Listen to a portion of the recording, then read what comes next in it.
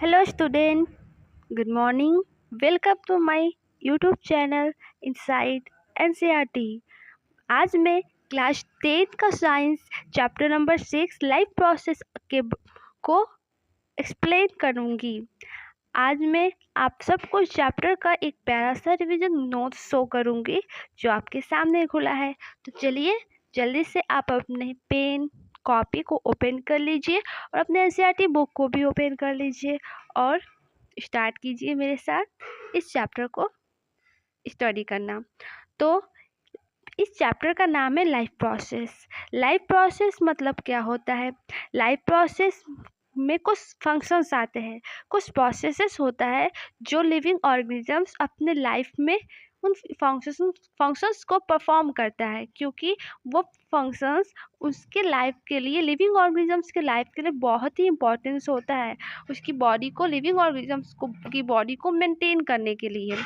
यहाँ पे लिखा है फर्स्ट पॉइंट में, ऑल लिविंग थिंग्स परफॉर्म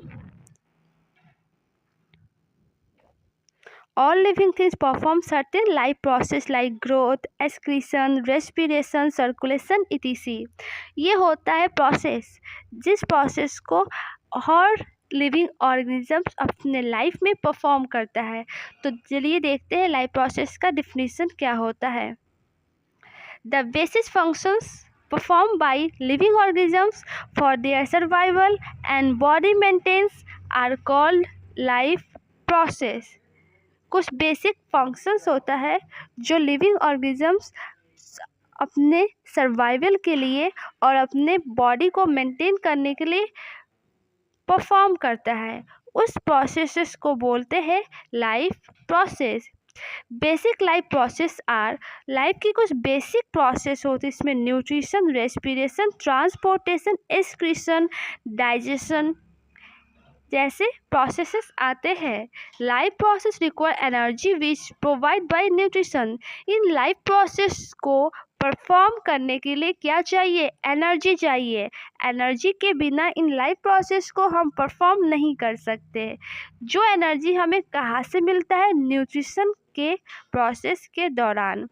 कौन से प्रोसेस के दौरान मिलता है? न्यूट्रिशन। इस न्यूट्रिशन के प्रोसेस के दौरान हमें मिलता है एनर्जी। तो अब पढ़ेंगे मोड ऑफ न्यूट्रिशन। न्यूट्रिशन के कितने मोड होते हैं? उससे पहले मैं आपको बताती हूँ न्यूट्रिशन क्या होता है।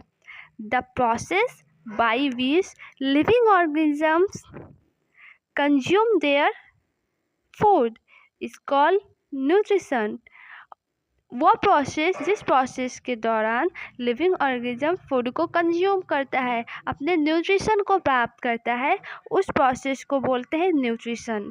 न्यूट्रिशन का दो मोड होता है, दो प्रकार से न्यूट्रिशन होती है, परफॉर्म होती है। लिविंग ऑर्गेनिजम्स इन दोनों प्रकार से न्यूट्रिशन को ले सकते हैं, कंज्यूम कर सकते हैं। पहला है ऑटोट्रॉफिक न्यूट्रिशन, दूसरा है हेटेरोट्रॉफिक न्यूट्रिशन।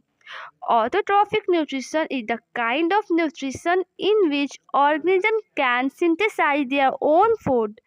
Example है green plant. ऑटोट्रॉफिक न्यूट्रिशन, जो ऑर्गेनिजम्स इस न्यूट्रिशन के द्वारा, ऑटोट्रॉफिक न्यूट्रिशन के द्वारा अपना भोजन को लेता है, वो ऑर्गेनिजम्स अपना भोजन कहाँ से प्राप्त करता है? स्वयं बनाता है अपना ओन फूड। सिंथेसाइज, वो अपना फूड्स खुद सिंथेसिस करता है, किसी दूसरे ऑर्गेनिजम्स पे अपने भोजन के लिए डिपेंड नहीं होता। वो अपने फूड अपने आप बनाता है। वो अपने फूड सनलाइट से, एयर से, वाटर से अपना फूड सिंथेसिस करता है।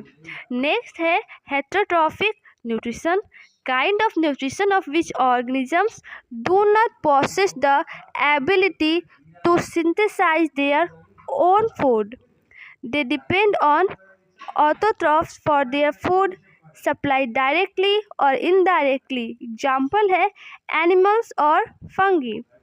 ये उस प्रकार का न्यूट्रिशन है जिसमें जो ऑर्गेनिजम्स होता है वो अपना भोजन खुद से सिंथेसाइज नहीं कर पाता, वो अपने भोजन को ग्रहण करने के लिए दूसरे ऑर्गेनिजम्स पे डिपेंड होता है। It's means the organisms we depend on autotrophs organisms. Heterotrophic nutrition करने वाले जो ऑर्गेनिजम्स है वो ऑटोट्रॉफिक करने वाले ऑर्गेनिजम्स पे डिपेंड होता है। इट्स मीन्स ग्रीन प्लांट्स पे डिपेंड होता है, चाहे वो डायरेक्टली डिपेंड हो या इनडायरेक्टली डिपेंड तो होता ही है। लाइक एग्जांपल्स में ले लेते हैं लायन। लायन ग्रीन प्लांट्स को नहीं खाता, लेकिन लायन डियर हिरन को खाता है, गोट बकरी को खाता है, गाय को खाता है। लेकिन वही डियर गोट एंड काउ क्या खाता है? ग्रीन प्लांट्स खाता है। इसीलिए लायन इनडायरेक्टली ग्रीन प्लांट्स पर ही डिपेंड है। और जो ह्यूमन हो गया, काऊ, बुफेलो, गोट, डियर, ये सभी एनिमल्स डायरेक्टली ग्रीन प्लांट्स पे डिपेंड है। ह्यूमंस के बहुत सारे मोड ऑफ न्यूट्रिशन है। ह्यूमन ग्रीन प्लांट्स पे डायरेक्टली भी डिपेंड होते हैं और इनडायरेक्टली भी डिपेंड होते हैं, क्योंकि ह्यूमन ओमनिवोरस की कैटेगरीज में आते हैं। अब हम पढ़ेंगे ऑटोट्रॉफिक न्यूट्रिशन के बारे में। ऑटोट्रॉफिक न्यूट्रिशन, सबसे पहले यहाँ पे लिखा गया है ऑटोट्रॉफ्स। ये autotrophs the organisms which can make their own food are called autotrophs. जो ऑर्गेनिजम्स ऑटोट्रॉफिक न्यूट्रिशन को परफॉर्म करता है उन ऑर्गेनिजम्स को हम ऑटोट्रॉफ्स कहते हैं। ऑर्गेनिज्म ऑटोट्रॉफ्स ऑटोट्रॉफिक न्यूट्रिशन के द्वारा अपना भोजन खुद से बनाता है। इट्स मीन जो ऑर्गेनिज्म अपना भोजन खुद से बनाता है उन ऑर्गेनिजम्स को ऑटोट्रॉफ्स कहते हैं। जैसे ग्रीन प्लांट ऑटोट्रॉफ्स होता है। नेक्स्ट है फोटोसिंथेसिस। फोटोसिंथेसिस वह प्रोसेस होता है जिस प्रोसेस के दौरान ग्रीन प्लांट्स अपना भोजन कार्बन डाइऑक्साइड, वाटर और सनलाइट और क्लोरोफिल के प्रेजेंस में बनाता है। उस प्रोसेस को बोलते हैं फोटोसिंथेसिस। कार्बन डाइऑक्साइड, वाटर और क्लोरोफिल और सनलाइट के प्रेजेंस में फोटोसिंथेसिस का प्रोसेस करता है। कौन करता है? ग्रीन प्लांट करता है। इसमें जो CO2 और वाटर है ये क्या है? रॉ मटेरियल्स है। ये प्लांट का रॉ मटेरियल्स है जिसके द्वारा प्लांट फोटोसिंथेसिस के प्रोसेस को परफॉर्म करता है।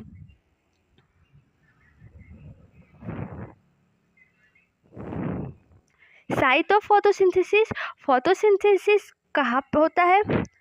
कौन से साइट पे होता है? फोटोसिंथेसिस लीफ के क्लोरोप्लास्ट में होता है। क्लोरोप्लास्ट में होता है क्लोरोफिल, और क्लोरोफिल क्या है? एक तरह का ग्रीन पिगमेंट्स है। अब ये क्लोरोप्लास्ट क्या लीफ में होता है? नहीं, क्लोरोप्लास्ट लीफ के सेल में होता है। Leaf cell it's means plant cell में क्लोरोप्लास्ट प्रेजेंट होता है। Chloroplast is a cell organelles. तो नेक्स्ट देखते हैं क्या लिखा है।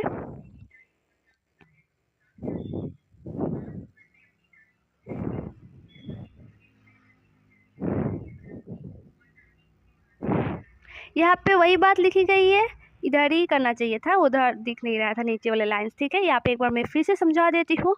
जो रॉ मटेरियल्स होते हैं वो कौन कौन से होते हैं? कार्बन डाइऑक्साइड और वाटर प्लांट का रॉ मटेरियल्स होता है जिसके द्वारा वो फोटोसिंथेसिस को परफॉर्म करता है। फोटोसिंथेसिस कौन से प्लेस पे होती है? फोटोसिंथेसिस लीफ के क्लोरोप्लास्ट में होती है।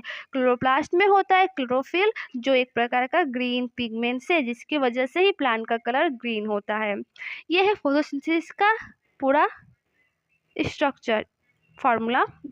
6 CO2, कार्बन डाइऑक्साइड का 6 मॉलिक्यूल्स, 12 H2O, वाटर का 12 मॉलिक्यूल्स, क्लोरोफिल और सनलाइट के प्रेजेंस में क्या बनता है? Glucose C6H12O6।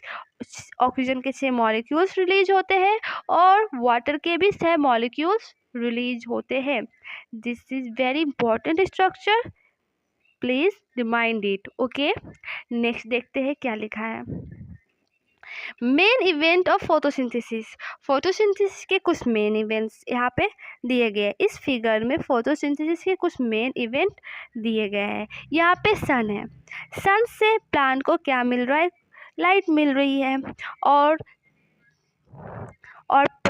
और ये जब सनलाइट पत्तों में आ रही है तो इस सनलाइट को एब्जॉर्ब किया जा रहा है, ट्रैप किया जा रहा है, पकड़ा जा रहा है। कौन इस सनलाइट को पकड़ रहा है, ट्रैप कर रहा है? क्लोरोफिल। और क्लोरोफिल कहाँ प्रेजेंट है? क्लोरोप्लास्ट में। और क्लोरोप्लास्ट कहाँ प्रेजेंट है? प्लांट्स के लीव्स में। और प्लांट के लीव्स में है वाटर। क्या है? वाटर। और उसे वाटर कहाँ से मिला? वाटर मिला उसे रूट से। उस वाटर को प्लांट के लीफ के पास कौन पहुंचाया? जाइलम। ये वेसल्स है, प्लांट वेसल्स है। इसे आप आगे क्लासेस में पढ़ेंगे। और नहीं पता तो मैं आपको बता रही हूँ, प्लांट के 2 वेसल्स प्रेजेंट है। प्लांट में 2 वेसल्स होते हैं, एक जाइलम, एक फ्लोएम। फ्लोएम फूड को ट्रांसपोर्ट करने का काम करता है और जाइलम वाटर को ट्रांसपोर्ट करने का काम करता है। जाइलम रूट्स से वाटर को प्लांट के पूरे बॉडी में ट्रांसपोर्ट करता है। तो लीफ में जो वाटर आता है वो जाइलम ही लेकर आता है। और क्लोरोफिल सनलाइट को ट्रैप करता है। पत्तों में है वाटर और पत्तों में एक और चीज़ होती है जिसको हम स्टोमेटा बोलते हैं। और स्टोमेटा का काम होता है एयर को रेस्पायर करना। जब एयर को रेस्पायर करेगी स्टोमेटा तो उसमें होता है कार्बन डाइऑक्साइड और वाटर भी हो गया पत्तों में, जो इसको जाइलम ला कर दिया। और पत्तों में होता है क्लोरोप्लास्ट जिसमें होता है क्लोरोफिल। क्लोरोफिल सनलाइट को ट्रैप कर लेती है। फोटोसिंथेसिस के लिए इतनी चाहिए, तो इतनी चीज़ें चाहिए। बन गया यहाँ पे फोटोसिंथेसिस का प्रोसेस। और क्या प्रोड्यूस हुआ? ग्लूकोज, जिसको यहाँ पे स्टार्च कहा गया है। प्लांट को जितना ग्लूकोज चाहिए उससे वो यूज़ करता है और बाकी ग्लूकोज को स्टार्च के रूप में अपने अलग अलग बॉडी पार्ट्स में क्या करता है? स्टोर करके रख देता है। नेक्स्ट देखते हैं। तो सनलाइट का एब्जॉर्प्शन किसके द्वारा होता है? Absorption of sunlight energy by chlorophyll. Chlorophyll के द्वारा होता है सनलाइट के एब्जॉर्प्शन। देखिए मैं यहाँ पे स्टोमेटा के बारे में बता रही थी और स्टोमेटा का टॉपिक आ भी गया। तो यहाँ पे लिखा है carbon dioxide to carbohydrate. Carbon dioxide किस में चेंज होता है? कार्बोहाइड्रेट में। स्टोमेटा क्या चीज होती है? Stomata tiny pores present on the surface of the leaves. Stomata एक टेनी पोर्स है जो लीफ के सरफेस पे प्रेजेंट होता है।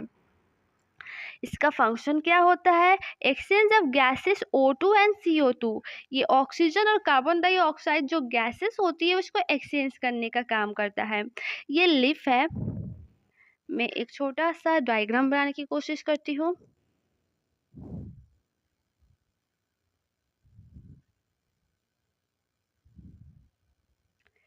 ये लीफ है और यहाँ पे प्रेजेंट है आपका stomata. Stomata is beans like structure, but यहाँ पे मैं सर्कल से आपको शो कर रही हूँ। यहाँ पे प्लांट जब फोटोसिंथेसिस करता है तो वो कार्बन डाइऑक्साइड यूज करता है और उस टाइम उसको ऑक्सीजन की कोई ज़रूरत नहीं होती। तो लीव्स अपने अंदर, स्टोमेटा अपने अंदर से क्या बाहर निकालेगा? O2 ऑक्सीजन को। और पत्तों के अंदर क्या जाएगा? क्या एब्जॉर्ब करेगा? CO2 को, कार्बन डाइऑक्साइड को। क्योंकि इससे कार्बन डाइऑक्साइड की ज़रूरत है, क्योंकि लीव्स को क्या करना है? फोटोसिंथेसिस का प्रोसेस करना है। नेक्स्ट देखते हैं। नेक्स्ट पॉइंट क्या लिखा गया है? Losses large amount of water by water vapour during transpiration and help in a flow of water. Transpiration के दौरान इसी स्टोमेटा से क्या होता है? काफ़ी सारे अमाउंट में वाटर लॉस होती है। किस फॉर्म में वाटर लॉस होती है? वेपर के फॉर्म में वाटर लॉस होती है। यहाँ पे स्टोमेटा का फिगर दिया गया है। ये बीच में है क्लोरोप्लास्ट, ये बीच का जो पोर है ये स्टोमेटल पोर है और ये जो साइड में ये बीन्स लाइक स्ट्रक्चर ये होता है गार्ड सेल, जो स्टोमेटा को बंद होने में और खुलने में क्या करता है? हेल्प करता है, या फिर उसके बंद होना और खोलने को कंट्रोल करता है ये गार्ड सेल। फिर क्या पॉइंट्स लिखा गया ध्यान से देखिए। Chloroplast contain the green pigment chlorophyll which has pivotal role in photosynthesis. Chloroplast में कौन सा पिगमेंट होता है? क्लोरोफिल, जो फोटोसिंथेसिस में बहुत ही इंपॉर्टेंट रोल को परफॉर्म करता है। अब हम देखेंगे हेटेरोट्रॉफिक न्यूट्रिशन के बारे में।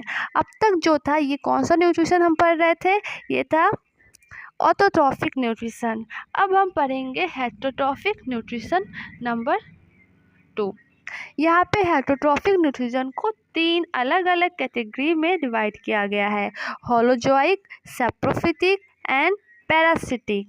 होलोजोइक न्यूट्रिशन वो एनिमल्स इस न्यूट्रिशन के द्वारा अपना भोजन प्राप्त करता है। जो एनिमल्स क्या करता है, animals take in solid food and break down it inside the body like amoeba and animals.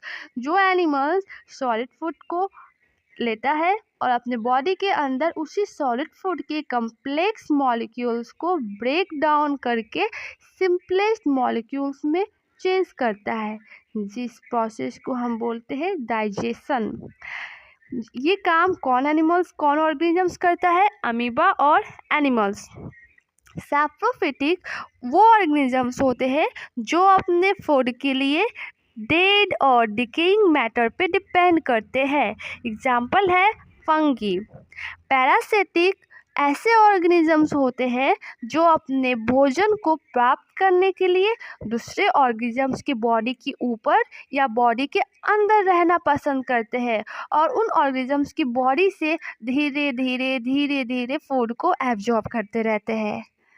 Example में है कैस्क्यूटा। कैस्क्यूटा इज अ पैरासिटिक प्लांट जो प्लांट के ऊपर होता है। कोई प्लांट है, हरा भरा पौधा है, उस पर कैस्क्यूटा चढ़ जाती है और क्या करती है, धीरे धीरे उस प्लांट की सारे न्यूट्रिशन को एब्जॉर्ब कर लेती है और बेचारे प्लांट को मार देती है, वो सूख जाता है। ये टिक्स है। टिक्स कहाँ प्रेजेंट होता है, एनिमल्स की बॉडी के ऊपर। ये पैरासिटिक है और एनिमल्स की बॉडी से धीरे धीरे ब्लड को सक करती है। अब हम पढ़ेंगे nutrition in animals. Nutrition in animals का जो न्यूट्रिशन प्रोसेस होता है वो 4 प्रोसेस, उसमें 5 प्रोसेस होती है। पूरे 5 प्रोसेस में ही न्यूट्रिशन को कम्प्लीटली परफॉर्म किया जाता है। एनिमल्स को न्यूट्रिएंट्स प्राप्त होते हैं। कौन से प्रोसेस से, पहला है ingestion, digestion, absorption, assimilation, egestion. सबसे पहले कोई ऑर्गेनिज्म से वो क्या किया, फूड को ईट किया, इजेशन, फूड को ईट किया, ठीक है। यहाँ पे फिर होगा वो फूड स्टोमच में जाएगा, वहाँ पे होगा डाइजेशन। जब वो डाइजेशन होगा फिर इंटेस्टाइन में वो फूड जाएगा, इंटेस्टाइन में भी कुछ दूर तक फूड का डाइजेशन होता है। फिर धीरे धीरे एब्जॉर्प्शन भी इंटेस्टाइन में शुरू होता है और फिर एसिमिलेशन लार्ज इंटेस्टाइन में होता है, एसिमिलेशन और फिर इजेशन। इस 5 टॉपिक को आपको एक्सप्लेन किया जाएगा आगे के स्लाइड्स में। अब यह न्यूट्रिशन इन अमीबा में न्यूट्रिशन इन 5 प्रोसेस के द्वारा ही होता है। देखिए ये फूड पार्टिकल्स है जो अमीबा के बगल में है।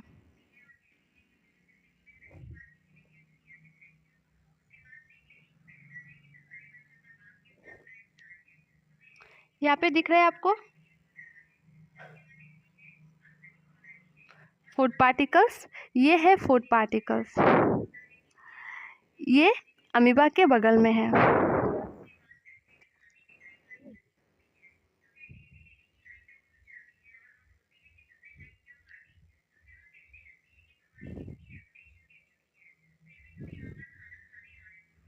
फूड पार्टिकल्स, ठीक है। अब ये जो अमीबा है ये क्या बनाएगी, सूडोपोडिया, जिस धीरे धीरे फूड पार्टिकल्स फिर फूड मॉलिक्यूल्स के अंदर वो खींच लेगी। यहाँ पे दिया गया है फूड पार्टिकल्स है, फिर बनाएगी अमीबा सूडोपोडिया और फिर धीरे धीरे उस सूडोपोडिया धीरे धीरे उस फूड पार्टिकल्स को अपने अंदर खींच लेगी। अब ये फूड पूरी तरह से अंदर चला गया और यहाँ पे शुरू हो गया डाइजेशन। इस पे थोड़ा अच्छे से लिखा नहीं जा सकता, इसीलिए थोड़ा प्रॉब्लम होती है समझाने में। मैं आपको बता रही हूँ, आप लोग ध्यान से सुनिए और नोट्स कीजिए। इसमें होगा डाइजेशन डी, फिर होगा एसिमिलेशन, फिर होगा एब्जॉर्प्शन, फिर होगा एसिमिलेशन और फिर होगा इजेशन यहाँ पे, और ये जो तीनों हुआ ये हुआ क्या, इंजेशन, क्योंकि इसमें भोजन एनिमल्स इस अमीबा के अंदर जा रही थी। आ गया समझ में। नेक्स्ट देखिए, amoeba has a holozoic nutrition, क्योंकि वो सॉलिड फूड पार्टिकल्स को इंजेस्ट किया और उसके अंदर के जो एंजाइम है वो सॉलिड फूड को क्या किया, डाइजेस्ट किया। और ये ओमनिवोर भी है, ये हर तरह के फूड को खाती है, इसलिए ओमनिवोरस में आता है। Amoeba move with the help of pseudopodia extensors of cell membrane.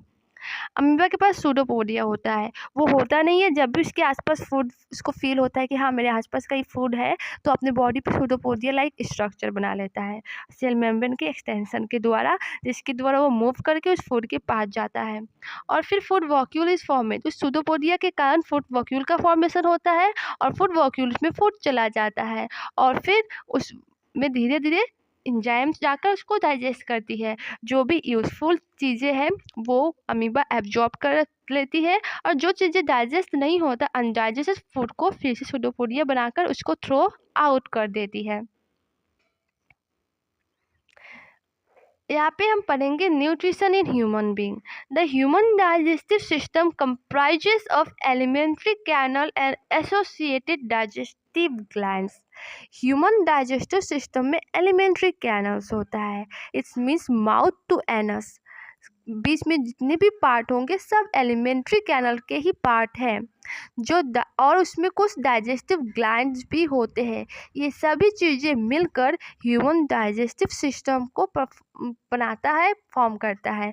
तो यहाँ पे फिर है ह्यूमन डाइजेस्टिव सिस्टम। इस ह्यूमन डाइजेस्टिव सिस्टम को हम पढ़ेंगे लाइव प्रोसेस के पार्ट 2 वीडियोज़ में। तब तक के लिए बाय। और हाँ, लाइक और सब्सक्राइब करना मत भूलिएगा और कोई भी डाउट हो तो कमेंट बॉक्स खुला पड़ा है, कमेंट कर दीजिएगा। Thank you so much.